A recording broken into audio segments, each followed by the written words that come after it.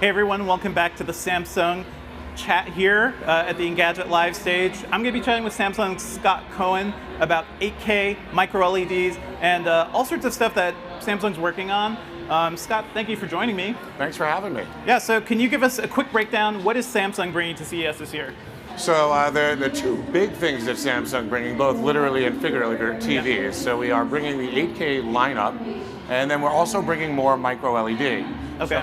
So in 2018, we showed the Wall, which was a 146-inch version of micro-LED, the first new technology for home TV. This year we brought a 219-inch micro-LEDs, which is significantly bigger, and it's a big centerpiece. So what is, micro-LED was kind of the big news last year. Can you break down, like, how does that differ from the QLED that Samsung has, and from OLED and all the other technologies out there? Yeah, it's a great question, and it's a powerful story, because what micro-LED is doing is it's bringing really the best of all technologies into one.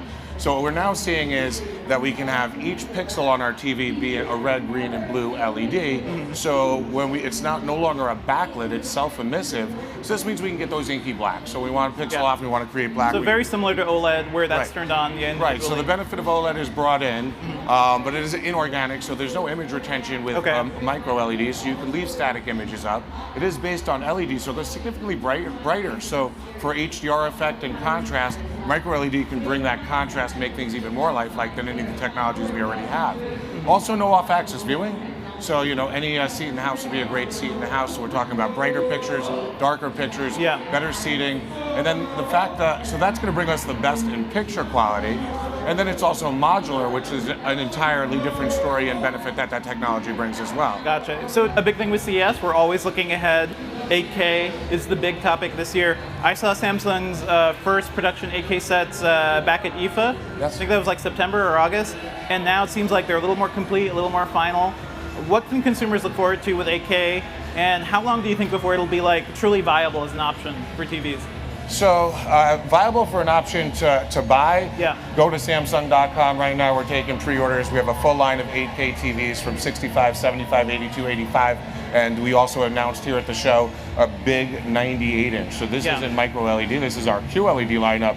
And we're approaching that close to 100-inch size with a 98-inch full array 8K TV. Now, the next part of the question was, when can we start to see it be a reality? Well, we know some films were shot at 8K. We know YouTube is playing around with 8K. And in the Samsung booth, we're talking about partnerships with streaming services that would be able to provide that level of content to us.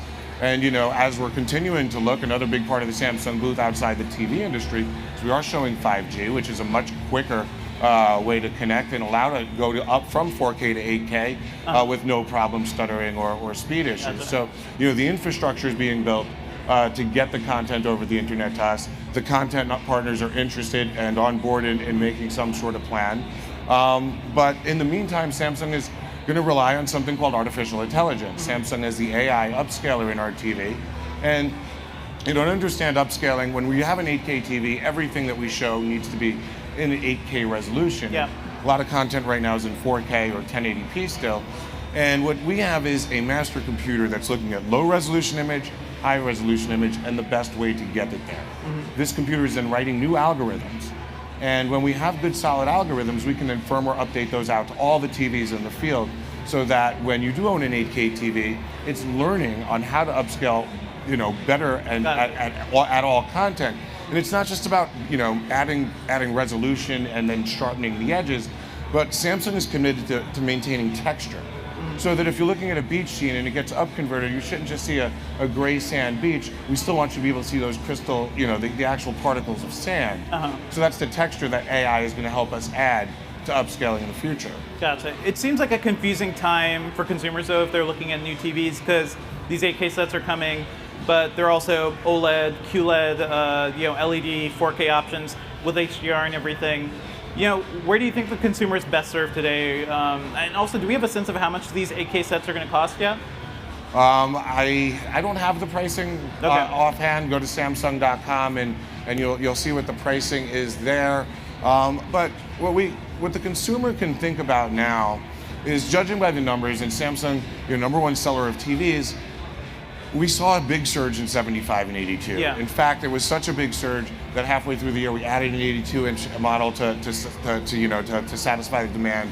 Every model or series of TV from Samsung was offered in 75, and the consumer is hungry for these bigger screens. The one thing these consumers don't do is necessarily move their couch back or make an extension on their house to add space for these newer screens. So they're sitting closer proportionately to the pixels, and the pixels are getting bigger and bigger. And at some point we cross the threshold. So for customers that are looking to go bigger, significantly bigger than what they may have had, they're not moving their couch back. 8K is a way to maintain that level of detail as you go up at that size without moving your couch back. Gotcha. I mean, honestly, I've seen like 80-inch, 90-inch 4K sets, and I still have a hard time finding pixels there. I guess the other question I have too, upscaling is one thing, but getting that native content seems like the bigger hurdle. Is Samsung working with studios to kind of make that happen? Because even right now, with 4K screens, most movies are finished in 2K. Digital movies are finished in 2K. When will we really see that 8K benefit in film production? I know that they're all working on it, but I don't know what the future pipeline is as for times and dates that will happen. But what we do know is that 8K does still pop up in the news on content. NASA had put something up recently that everyone was excited about. And within the industry, not Samsung, but the industry is switching over to the HDMI 2.1 spec this year, which allows for that transmission of 8K at 60 frames. So once that pipeline opens, we will probably start to see some, source manufacturers producing something that'll put out 8K straight to our TV. Gotcha. And one surprising announcement from Samsung this year, and I guess all the TV companies, you guys are working with Apple. You're integrating AirPlay 2. You're integrating what else from Apple? You're going to have iTunes on your TVs. That's insane. Yeah. So. For many years, Samsung customers using Galaxy phones and Galaxy TVs were sharing their pictures up and down, videos, screen mirroring, and doing all these great features. And now putting AirPlay in the TV allows our Apple customers to have those same features without the need to have an Apple TV or a separate box. And that's one thing Samsung wants to do is simplify the living room. And by removing one extra box, that's a good thing. Not necessarily unique to Samsung, but what is unique to Samsung is that we did add the iTunes app to... Are you guys the only ones with iTunes integrated in the TVs now? That is correct. So Samsung will be the only one with iTunes at launch, and that's going to be great for our customers. But what's even better and takes it one step further is that Samsung has a digital assistant on board, Bixby. And Bixby will be able to search within iTunes as well. So when you're searching for your favorite movie with your favorite actor, we will search a number of our streaming partners, including iTunes. So for those that are heavily vested there, have a lot of stuff going on there, they're going to have access to that content through our digital assistant. Gotcha. And speaking of virtual assistants, I know there's also more coming in and working within the Samsung ecosystem, like Alexa and everything. How is Bixby? How is that all kind of coexisting? That's a great question. So, obviously Samsung's all in with Bixby. It's our digital assistant, it's in our refrigerators, it's in our TVs, it's in our phones. It's in our DNA at Samsung because it's so important that our products talk to one another, and Bixby is how those products are going to interface with us. However, Samsung does recognize, just like we recognize a large portion of customers are using Apple mobile devices, that customers have invested heavily in ecosystems from Google and Amazon. And we didn't want to leave them out from the Samsung QLED experience, so we now work with all three. So if you are at Alexa Home or a Google Home, Samsung TVs in 2019 will work with those ecosystems as well as Bixby. Can you give me a sense, like, how will it work? Is it just asking questions, or does it integrate, like, can I ask Alexa to start playing something on my TV, or is that only a Bixby function? So we're going to open up to a lot of the main functions that our customers use. So with the Amazon and with Google, you'll be able to turn your TV on, volume, channel, open apps, and do all the main things that you would do with a digital assistant. Bixby from Samsung will take it a little bit further, and announcements of the further capabilities of Bixby will come soon. What are you looking forward to in 2019? So I'm looking forward to 8K. I mean, I really, I have a big screen at home, and I see people getting bigger and bigger screens. And a lot of people even say, how close can you get to these big screens? And as much as you could, if you could fit the whole screen in your peripheral vision, you're sitting just fine. So I'm excited to see that. Excited to see some 8K gaming.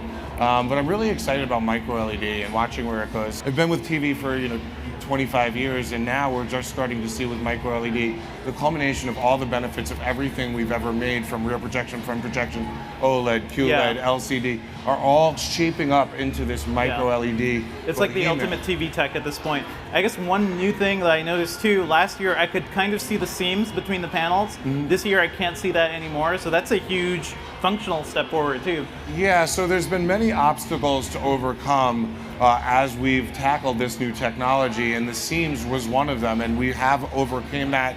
There's a few little secret technologies at work there, but you can now sit off angle, you don't get to see those seams. So, when we're in our booth, and I tell people this 219 is actually smaller TVs, they're challenged to find them and can't.